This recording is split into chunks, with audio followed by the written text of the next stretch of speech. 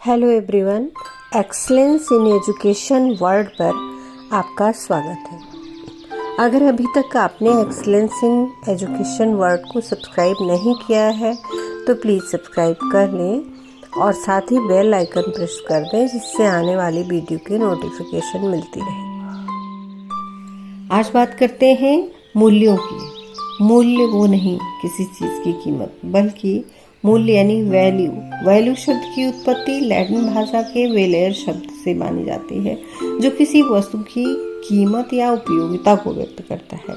भारतीय धर्म ग्रंथों में मूल्यों के लिए शील शब्द अनेक स्थानों पर उपयुक्त हुआ है।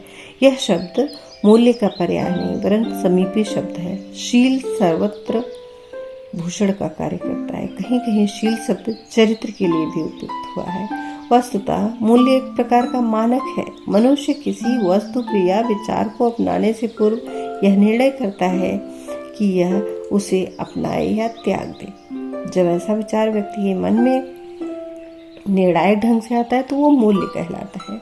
मूल्य और आदर्श ये दोनों ही चरित्र निर्माण तथा व्यक्तित्व के विकास की दृष्टि से अत्यंत महत्वपूर्ण है। अंगीकृत या आत्मसात किए हुए मूल्य ही जीवन दर्श बनाते हैं। जब मूल्यों का स्पष्टीकरण हो जाता है, मूल्य विशेष पर निर्णय ले लिया जाता है, उसे जीवन में ग्रहण कर लिया जाता है, तभी वह आदर्श बन जाता है। मूल्यों के कई सारे प्रकार हैं। शैक्षिक मूल्य, नैतिक मूल्य, सामाजिक मूल्य, हमारे अपने बनाए मूल्य, वैश्विक मूल्य, वैज्ञानिक दृष्टिकोण, सांस्कृतिक मूल्य, पर्यावरणीय मूल्य, राजनैतिक मूल्य। हमें अपने मूल्यों का किस तरह से उसका पालन करना है, समाज ने जो नियम बनाए हैं उस हिसाब से करना है। हमें अपने अंदर की जो हमारी अंतरात्मा है। मूल्य शिक्षा।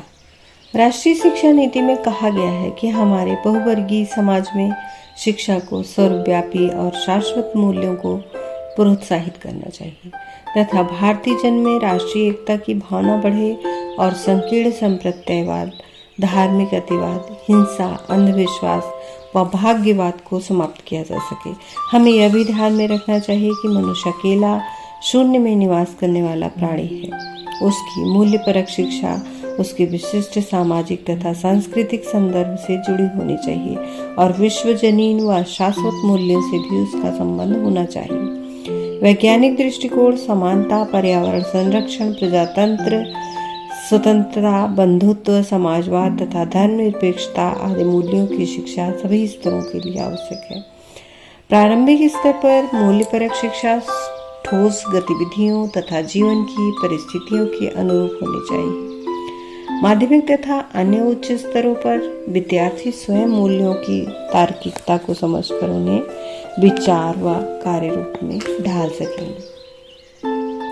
आज हमारे समाज में चारों ओर नैतिक और सामाजिक, सांस्कृतिक, आध्यात्मिक मूल्यों में गिरावट देखने को मिल रही है।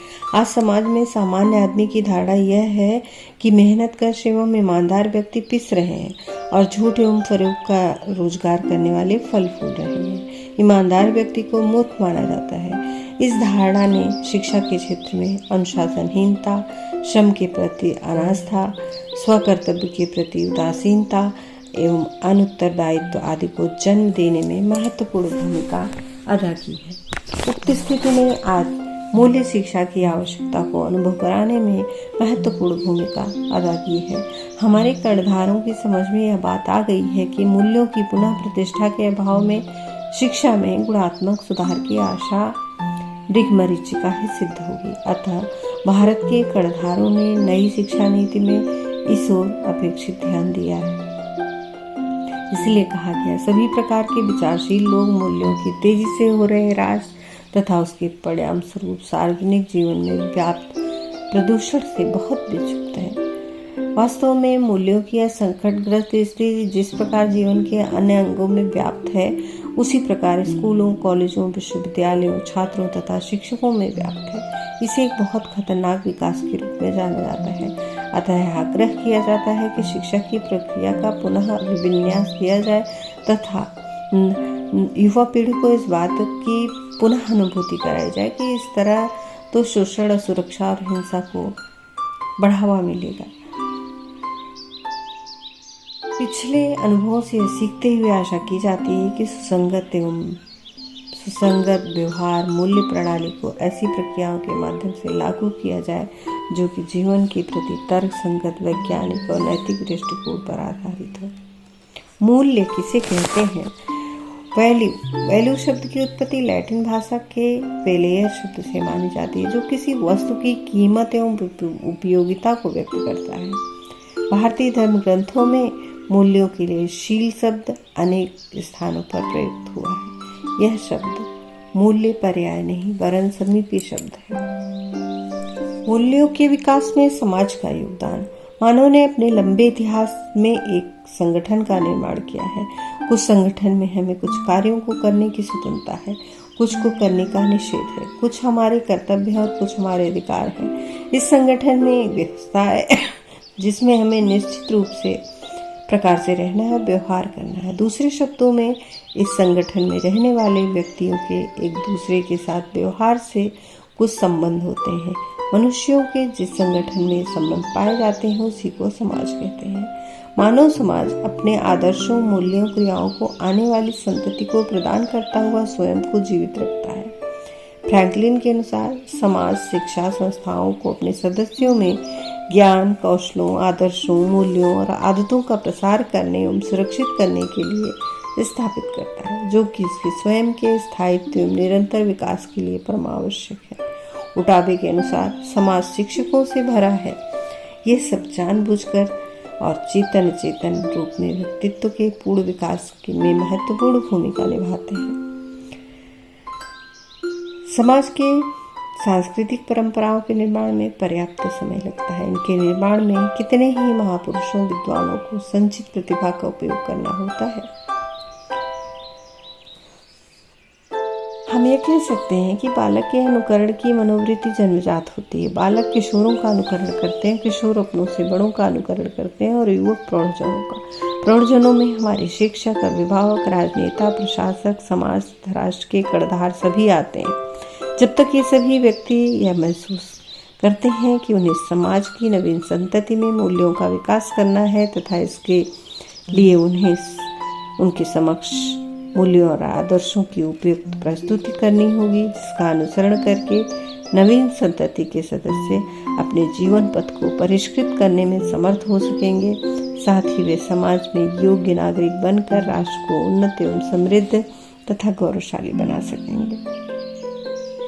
इन प्रौढ़जनों को आदर्श प्रस्तुति पर ही शिक्षक और शिक्षक संस्थाओं से अपेक्षा की जाती है कि वे भावी नागरिकों को मूल्योन्मुख बना सकें। इसके अलावा परिवार की भी बहुत बड़ी जिम्मेदारी है मूल्यों के विकास में। मूल्यों के विकास में परिवार सबसे बड़ा साधन है। परिवार मानव मूल्यों का, संबंधों का स्रोत है। परिवार को छोड़कर माता पिता, भाई बहन कहीं नहीं मिलते, परंतु मनुष्य परिवार से बाहर निकलकर स्त्रियों से मातृवत, बड़ों से पितृवत, समान आयु वालों से भातृवत संबंध बनाता है। यदि उसके पारिवारिक अनुभव सुखद एवं सामंजस्यपूर्ण होते हैं तो आगे चलकर वह वैसे ही संबंध पैदा करता है। अतः परिवार वह भूमि है जहाँ बालक का सामाजिकरण होता है, वहीं वह जीवन की प्राथमिक शिक्षा को प्राप्त करता है। इसके अतिरिक्त मानवीय, सामाजिक, नैतिक, राजनीतिक आदि सभी गुणों को सीखता है।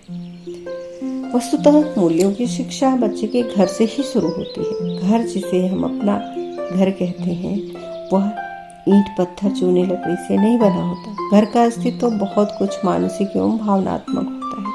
अपना घर वह है जहाँ अपने लोग हैं, जहाँ निस्वार्थ स्नेह, सुरक्षा, साथ, सौहार्द, सम्मान, परस्पर संपर्क के भाव होते हैं। बड़े होकर भी, दूर जाकर भी बच्चा घर याद करे, वही घर घर मन में है, बाल मन में बना होता है।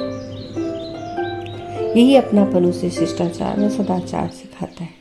परिवार बालक को सिखाता है कि वो शिष्ट व्यवहार करे।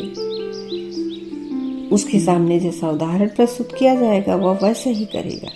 स्नेह परिवार का विधान है। स्नेह देता है, मांगता नहीं। यदि घर का वातावरण कलहपूर्ण होगा तो बालक भी वैसा ही होगा। सभी के स्थान कर्तव्य कर्म सुरक्षित होते हैं, सुनिश्चित होते हैं। परिवार का यही परिवेश बालक में मूल्यों के विकास में महत्वपूर्ण भूमिका अदा करता है। वीडियो को लाइक करें, ज़्यादा से ज़्यादा शेयर करें और अपने बहुमूल्य सुझाव कमेंट बॉक्स में अवश्य दें। आपको ऐसे ही अच्छे अच्छे वीडियो मिलते रहेंगे। बने रहिए एक्सीलेंस इन एजुकेशन के साथ। Thank you.